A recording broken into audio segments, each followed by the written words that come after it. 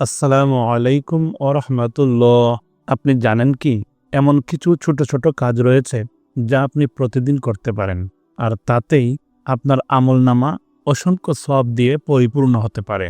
ঠিক এমনই ছোট ছোট কিছু কাজ নিয়ে আমাদের আজকের ভিডিও।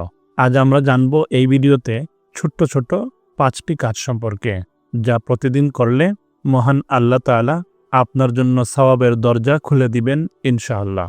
নাম্বার 1, সুবহানাল্লাহি ওয়া বিহামদিহি 100 বার পাঠ করা।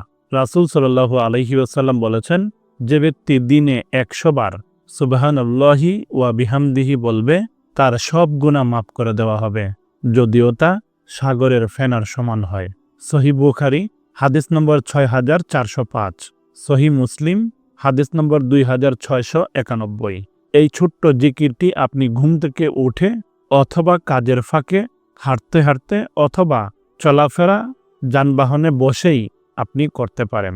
সামান্য কিছু সময় লাগবে, কিন্তু সওয়াব হবে পাহাড় সম। নাম্বার 2, 5 ওয়াক্ত সালাত যথাসময়ে আদায় করা।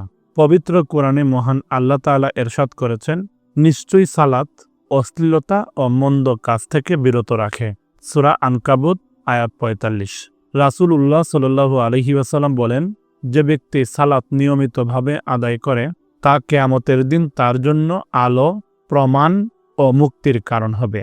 মুসনাদে আহমদ হাদিস নম্বর 6580। প্রতিদিন 5 ওয়াক্ত সালাত আমাদের নফসকে নিয়ন্ত্রণ করে, আমাদের আমলের খাতা পূর্ণ করে তোলে। এটি শুধু ফরজ নয়, বরং এটি সবচেয়ে বড় ইবাদতের মধ্যে একটি। নাম্বার 3, কোরআন তেলাওয়াত করা। প্রতিদিন অন্তত কিছু আয়াত। আল্লাহ তাআলা বলেন, এই কিতাব আমি আপনাদের প্রতি নাজিল করেছি বরকতময়, যাতে তোমরা তা নিয়ে চিন্তা করো। সূরা সাদ আয়াত 29। রাসূল সাল্লাল্লাহু আলাইহি ওয়াসাল্লাম বলেন, যে ব্যক্তি কোরআনের একটি অক্ষর পড়বে, তার জন্য 10টি নেকি রয়েছে। তিরমিজি হাদিস নম্বর 2910। আপনি যদি প্রতিদিন মাত্র 5 মিনিট সময় দেন কোরআন তেলাওয়াতে, তাহলে আপনার আমলনামায় যুক্ত হবে প্রচুর নেকি। তেলাওয়াতের সময় অর্থ বুঝে পড়লে হৃদয়ে আসবে প্রশান্তি, আর সওয়াব তো থাকবেই। কেননা রাসূল বলেছেন, প্রতি অক্ষরে 10টি করে নেকি। যত পড়বেন ততই নেকি বাড়তেই থাকবে। নাম্বার 4, মা বাবার খেদমত ও দোয়া নেওয়া। রাসূল সাল্লাল্লাহু আলাইহি ওয়াসাল্লাম বলেন, বিপদের সময় যদি কেউ তার মায়ের দোয়া পায়, তাহলে সে কখনো ধ্বংস হয় না। সহিহুল জামে হাদিস নম্বর 6093। পবিত্র কোরআনে আল্লাহ তাআলা বলেন, তোমার প্রভু আদেশ করেছেন, তিনি ছাড়া আর কারো ইবাদত করো না, এবং পিতামাতার প্রতি সদ্ব্যবহার করো। সূরা বনী ইসরাইল আয়াত 23। আপনি যদি প্রতিদিন আপনার বাবা মায়ের খোঁজ নেন, তাদের সাহায্য করেন এবং তাদের থেকে একটি দোয়া নিয়ে নেন, তাহলে তা জান্নাতের পথে অগ্রসর হওয়ার চাবিকাঠি হতে পারে। নাম্বার 5, মানুষের উপকারে আসা ও সদকা করা। রাসূল সাল্লাল্লাহু আলাইহি ওয়াসাল্লাম বলেন, তোমাদের মধ্যে সর্বোত্তম ব্যক্তি সে, যে মানুষের উপকারে আসে।